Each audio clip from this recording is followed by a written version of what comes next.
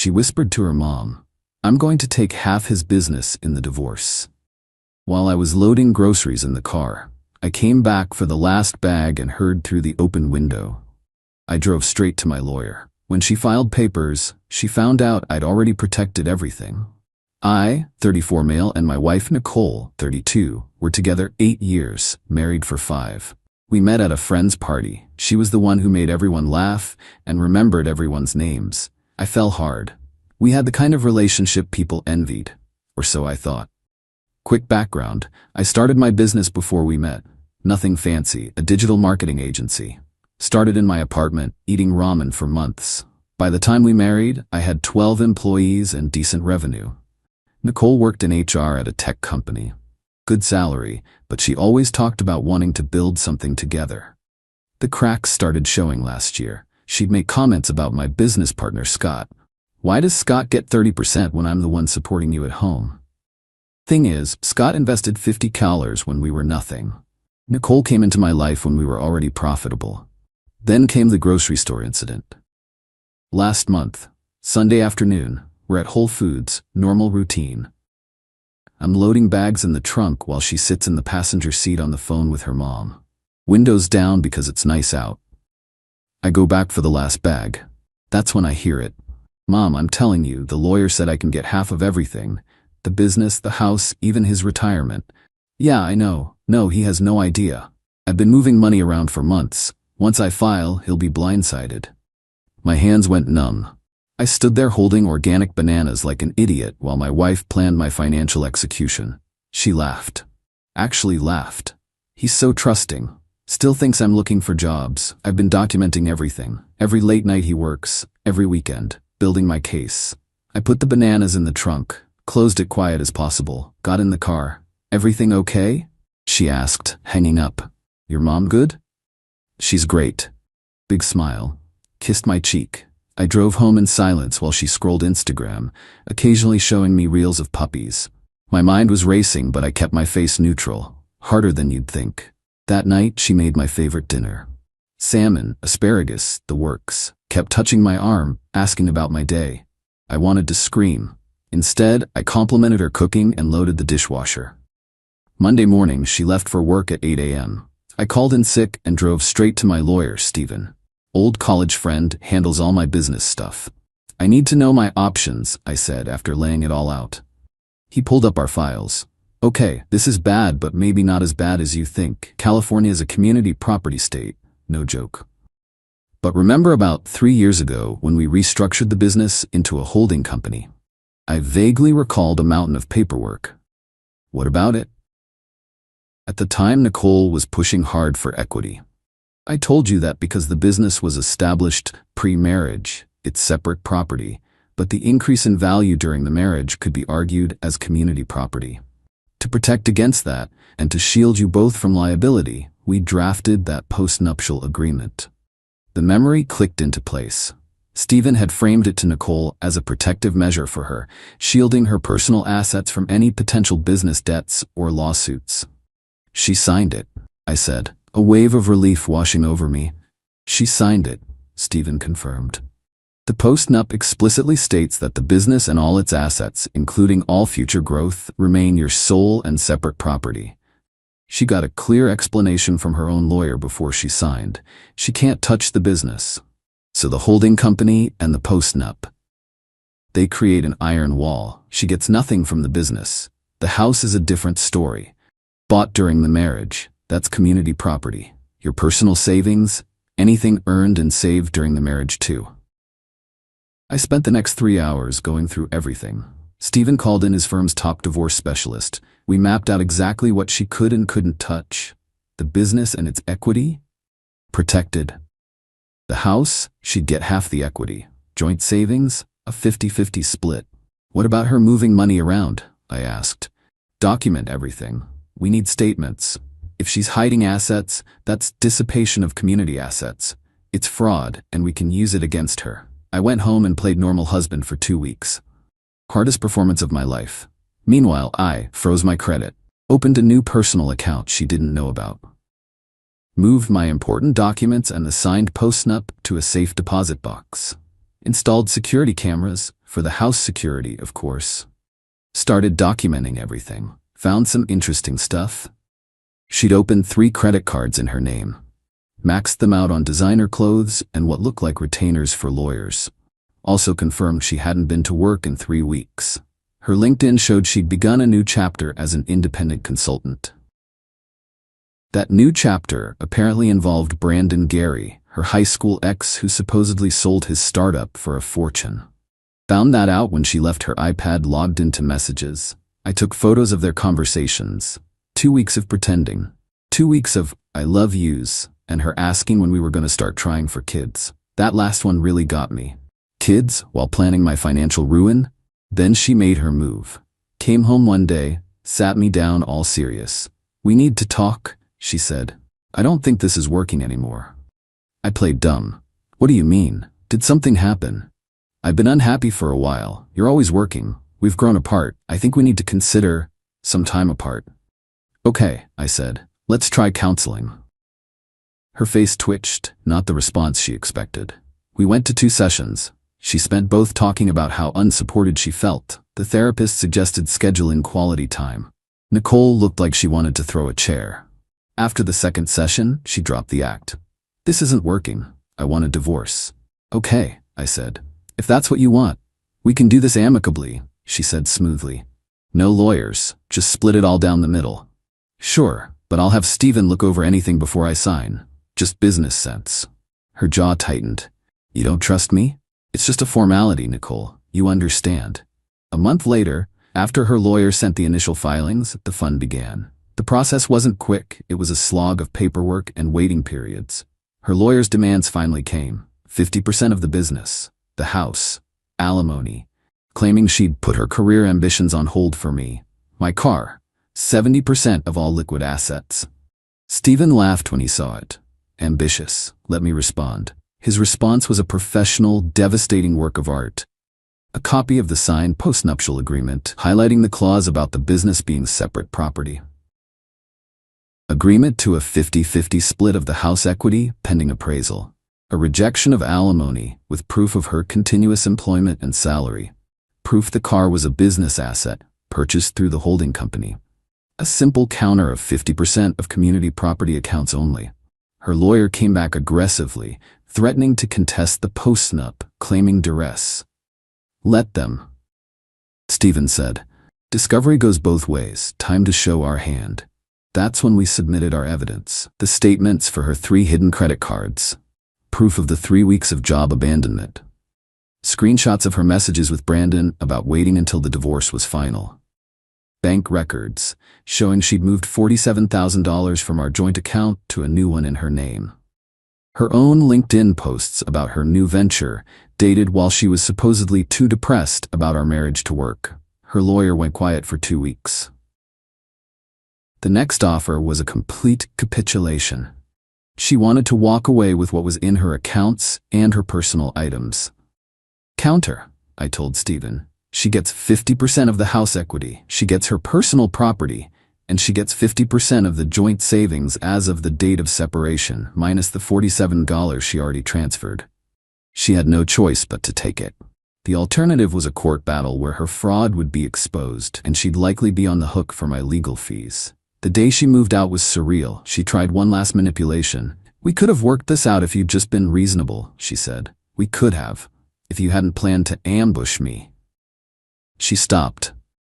How long have you known?" "Whole Foods parking lot. You should have closed the window." Her face went from white to red. Then she laughed. A bitter, ugly sound. "You know what? I'm glad. You were always too careful, too calculating, no passion. Brandon appreciates me. Good luck with that. I'm sure Brandon's lawyers are better than mine." She slammed the car door and left. Update 1. Been a few months since the divorce was final. Thought the drama was over. Wrong. Nicole and Brandon launched their consulting firm. And suddenly, 3 of my biggest clients were pulling out. All gave the same vague reason: restructuring our marketing approach. These were stable, multi-year accounts. I did some digging. All 3 companies had a new consultant on their books, Nicole. She was using intimate knowledge of my business, strategies I discussed with her at home, details about my margins, to undercut me. called Stephen. Is this legal?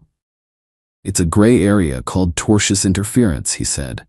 Expensive to prove, and since she was never an employee, there's no non-compete. It's predatory, but not necessarily illegal. I was looking at a 400 cal annual revenue hole. I was furious. But then she got cocky. My senior project manager Angela called me, sounding nervous. Boss, Nicole just reached out to me, offered me a job. It felt weird. She was asking about our client roster. This was it. Listen carefully, I said with Stephen on speakerphone. We need proof. Play along. Tell her you're interested but want the offer in writing. A contract. Angela was a star. She played it cool, expressed hesitation, and got Nicole to email a detailed offer. Double her salary, a signing bonus, and an explicit requirement to bring over a copy of our current client list and pending proposals. It was corporate espionage, gift-wrapped. Stephen drafted a cease and desist that was a thing of beauty. Sent it to Nicole, Brandon, and their lawyer with the email from Nicole to Angela attached. It threatened a multi-million-dollar civil suit and mentioned we'd be forwarding the evidence to the district attorney's office for criminal investigation. 3 days of radio silence. Then Brandon called me personally. Let's be adults about this, he said. Your girlfriend tried to poach my staff and steal my trade secrets. That's not being an adult. It's being a criminal. She's passionate, got carried away. We're prepared to make this right. They offered $250 to cover the lost contracts and make this go away. I countered with $500. We settled on $400 and a legally binding agreement that neither Nicole, Brandon, nor any company they're affiliated with would ever contact my clients or employees again. The check will cover the lost revenue, Stephen advised. We'll have to account for taxes, of course, but the net amount should stabilize things.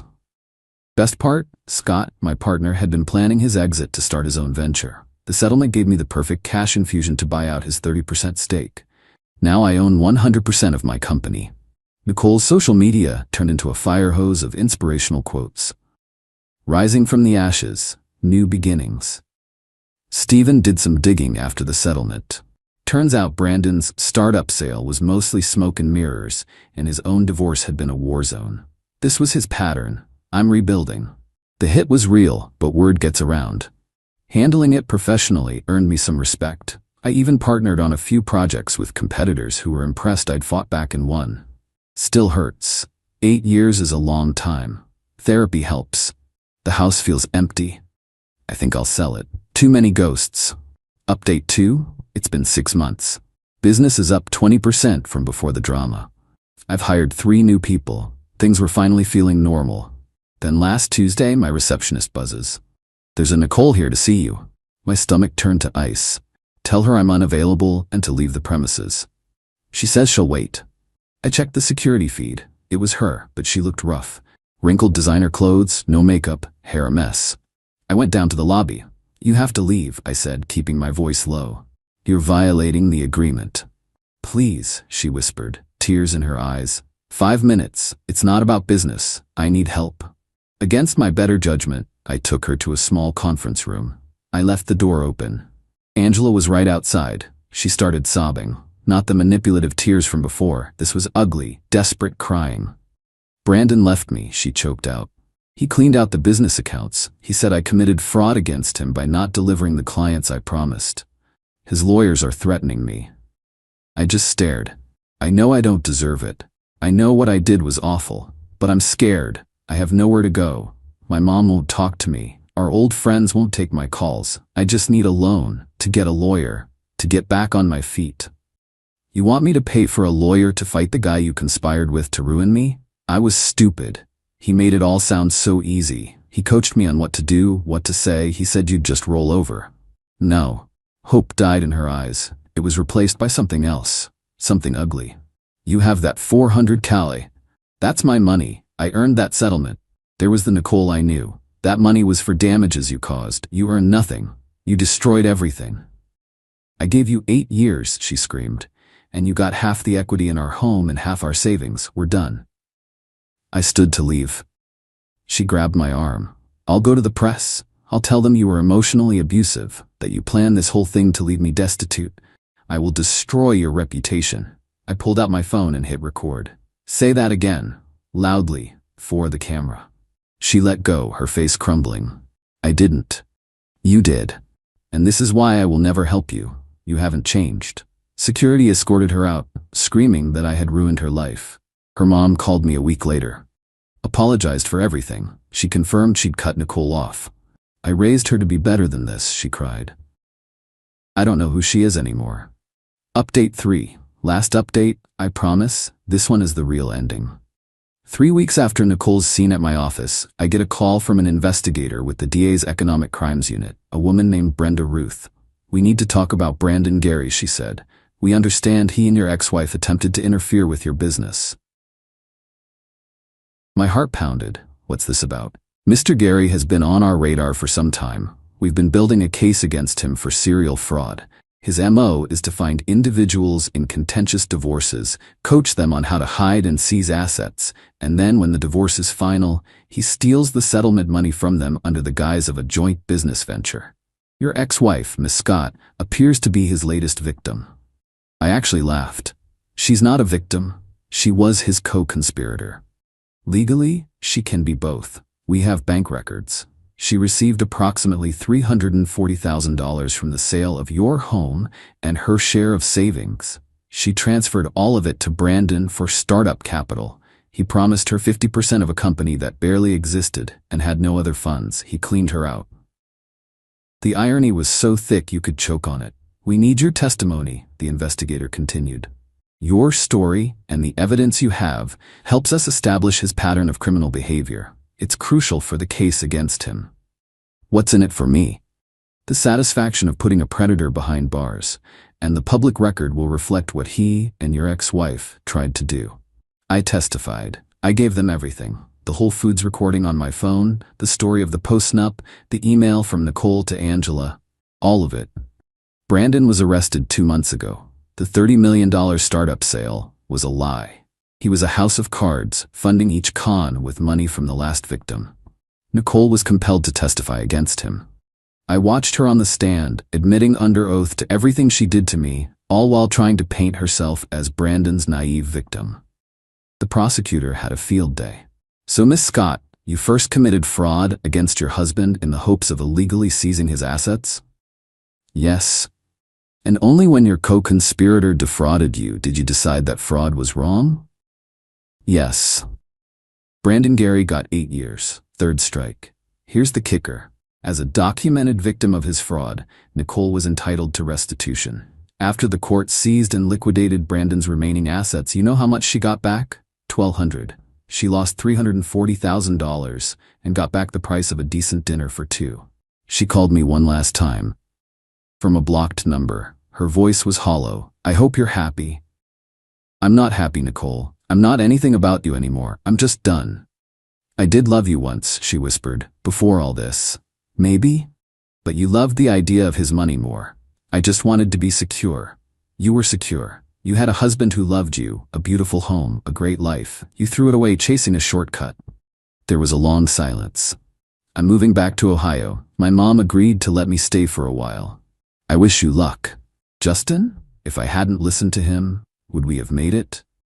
That's something we'll never know. She hung up. I haven't heard from her since. The story came out in the local business journal, a small piece about a local con artist getting put away. My name wasn't mentioned, but the details were clear enough. My reputation was restored. Business is thriving. I bought a new house, smaller, but it's all mine. And I'm dating someone new. A teacher named Anna. She finds marketing boring and would rather I be home for dinner than close a big deal. It's wonderful. Some lessons you only need to learn once. Trust your gut, get a good lawyer, and never underestimate the value of a well-timed post-nup. The best revenge isn't getting even. It's building a life so good they become a forgotten chapter.